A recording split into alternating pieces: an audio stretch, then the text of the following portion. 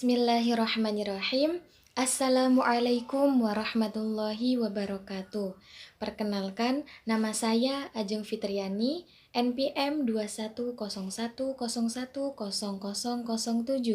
dari Fakultas Tarbiyah dan Ilmu Keguruan, Prodi Pendidikan Agama Islam, kelas E semester 2.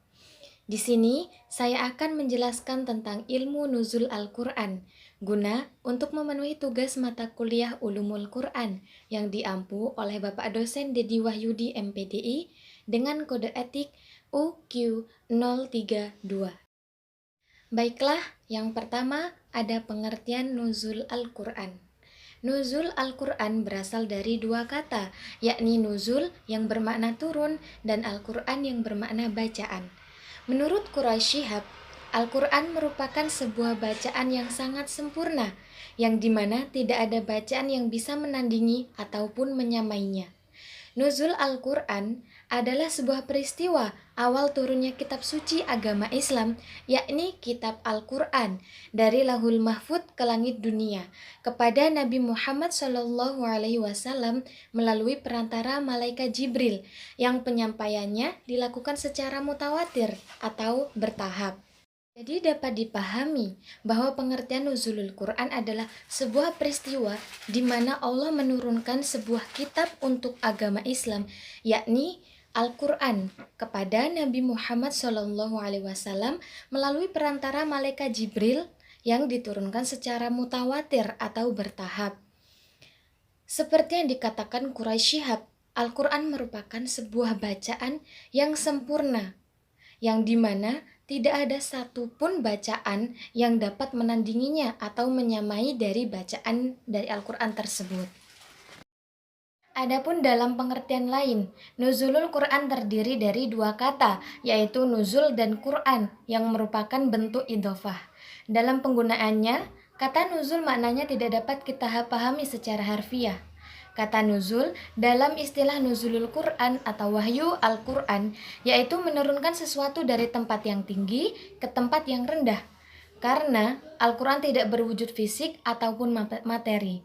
Namun, pengertian nuzulul Quran yang dimaksud adalah pengertian secara majazi, yaitu penyampaian wahyu kepada Nabi Muhammad SAW dari alam gaib ke dunia nyata melalui perantara malaikat Jibril alaihissalam.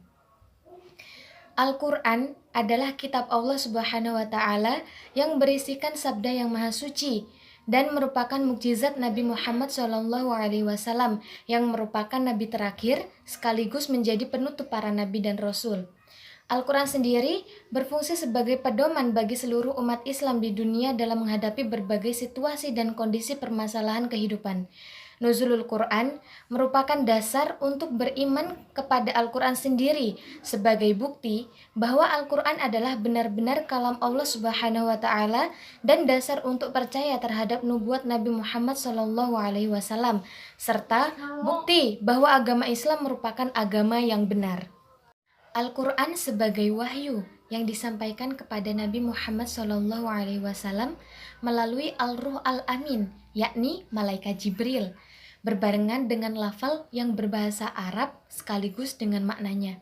Al-Quran juga menjadi bukti bahwa Rasulullah SAW adalah utusan Allah dan menjadi penuntun bagi umat Rasulullah menuju ke jalan yang diridhoi oleh Allah Subhanahu wa Ta'ala. Membacanya pun dinilai sebagai ibadah yang ditulis di dalam mushaf yang dibuka dengan surah Al-Fatihah dan diakhiri dengan surah An-Nas. Al-Quran sendiri juga bersifat maksum atau terjaga dari segala bentuk perubahan. Ada beberapa ulama yang memberikan argumen tentang pengertian nuzul Al-Quran, antara lain Syekh Abd Al-Wahhab Abd Al-Majid Khoslan memaknai nuzul dengan sesuatu yang diturunkan dari tempat yang tinggi ke tempat yang rendah, yaitu Al-Quran.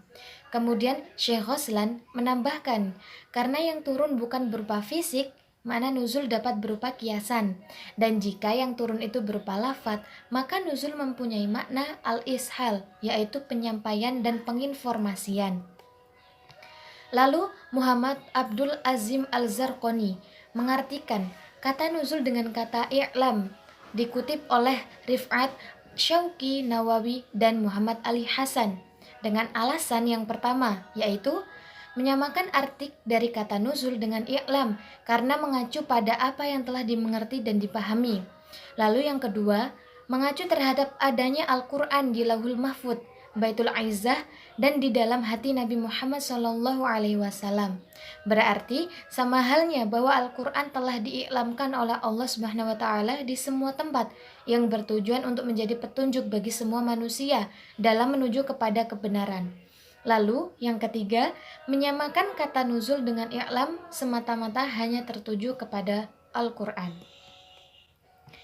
Lalu isi dari Al-Quran sendiri yakni berisi tentang permasalahan, tentang akidah atau keyakinan, hukum syariat, ibadah, akhlak, sejarah terdahulu, ekonomi, dan lain sebagainya. Seperti yang terdapat pada surah Al-Alaq ayat 1-5 yang berisikan tentang suatu perintah, yakni perintah membaca. Perintah membaca sampai diulang 2 kali. Hal ini menunjukkan bahwa sangat penting sekali membaca itu, karena membaca adalah sumber dari pengetahuan. Yang nomor 2, sejarah nuzul Al-Quran. Al-Quran diturunkan melalui malaikat Jibril yang bertugas menyampaikan wahyu kepada Nabi Muhammad SAW di sebuah gua yang dinamakan dengan Gua Hiro. Tepat di tanggal 17 Ramadan, di usia 41 tahun, turunlah surah Al-Alaq 1-5. Lalu surah yang terakhir yang diturunkan yaitu surah Al-Maidah ayat 3. Di dalam surah Al-Baqarah ayat 185 dijelaskan bahwa Al-Quran diturunkan tepat di bulan Ramadan yang di dalamnya terkandung tentang petunjuk bagi umat muslim, serta terdapat penjelasan tentang petunjuk tersebut. Al-Quran sebagai petunjuk bagi umat manusia yang berkaitan dengan ajaran yang berhubungan dengan akidah dan penjelasan tentang syariat. Diturunkannya Al-Quran di bulan Ramadan bertujuan untuk menunjukkan bahwa membaca, memahami, dan menerapkan isi dari Al-Quran itu sangatlah dianjurkan karena diharapkan bisa memperoleh petunjuk ataupun pemahaman tentang maksud-maksud dari isi Al-Quran tersebut. Lalu, dilihat dari sejarah penurunannya yang bertahap, Al-Quran dalam waktu hampir 23 tahun diturunkan sesuai dengan situasi dan kondisi yang terjadi di masa itu. Seorang ilmuwan terkemuka yang bernama Ibnu Abbas menegaskan bahwa Al-Quran diturunkan selama 1 malam ke langit terbawah atau Bait Al-Izzah secara berangsur sesuai dengan keperluan. Turunnya Al-Quran dibagi menjadi 3 tahap. Yang pertama, Allah Subhanahu wa Ta'ala menurunkan di Lauhul Mahfud.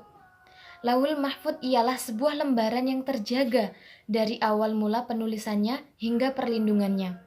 Lalu yang kedua, menurut tanggapan Az-Zarqani, setelah diturunkannya di Lauhul Mahfud, selanjutnya keseluruhan diturunkan ke langit bagian pertama atau dunia dan disimpan di Bait Al-Izzah di malam Lailatul Qadar. Lalu yang ketiga, setelah dari Bait Al-Izzah, kemudian diturunkan kepada Nabi Muhammad SAW dengan bertahap selama 22 tahun, 2 bulan, dan 22 hari, atau hampir dengan 23 tahun. Ayat-ayat Al-Quran yang pertama kali diturunkan adalah surah Al-Alaq ayat 1-5 yang diturunkan di Gua Hiro atau Jabal Nur melalui perantara malaikat Jibril. Waktu turunnya Al-Quran kepada Nabi Muhammad yaitu tepat pada 17 Ramadan selama 22 tahun 2 bulan 22 hari. Lalu yang nomor 3 yaitu Al-Quran sebagai wahyu. Secara bahasa, wahyu berasal dari bahasa Arab yaitu waha, yahi, wahyan yang memiliki arti tersembunyi. Secara istilah, ada beberapa pendapat, salah satunya adalah Muhammad Abduh yang memaknai wahyu di dalam risalah atau tauhid, yaitu wahyu adalah pengetahuan yang dihasilkan oleh seseorang dengan meyakini bahwa hal tersebut asalnya dari Sang Maha Kuasa, melalui perantara ataupun tidak melalui perantara. Wahyu juga dijadikan sebagai bentuk komunikasi Tuhan atau Allah kepada Nabi Muhammad SAW. Al-Quran merupakan kitab suci bagi agama Islam yang memiliki banyak sejarah dan merupakan kitab yang dimana keasliannya tetap terjaga sampai sekarang. yang dimulai dengan surah Al-Fatihah dan ditutup dengan surah An-Nas. Di dalam ajaran Islam, Al-Quran dipercayai sebagai ujung atau penutup wahyu Allah Subhanahu wa Ta'ala yang ditujukan untuk manusia dan merupakan bagian dari rukun iman yang diwahyukan kepada Nabi Muhammad SAW dengan perantara malaikat Jibril. Adapun wahyu yang pertama kali diterima oleh Nabi Muhammad SAW yaitu tercantum di dalam surah Al-Alaq ayat 1-5 yang berisikan tentang perintah agar manusia selalu senantiasa membaca. Menurut Rohimin, di dalam sebuah studi Al-Quran, bahwa Al-Quran merupakan kalamullah yang diturunkan kepada salah satu rasul untuk dijadikan sebuah kitab suci di dalam agama dan harus disebarluaskan. Al-Quran merupakan wahyu Allah Subhanahu wa Ta'ala yang diturunkan kepada Rasulullah dengan perantara malaikat Jibril. Penurunannya dilakukan secara mutawatir dan ditulis di dalam sebuah mushaf. Al-Quran diturunkan sebagai wahyu, berfungsi sebagai pedoman dan petunjuk bagi seluruh umat Islam di dunia. Al-Quran juga sering disebut dengan risalah. Maksudnya yaitu adanya gambaran tentang sesuatu yang disampaikan oleh pengirim kepada yang menerima.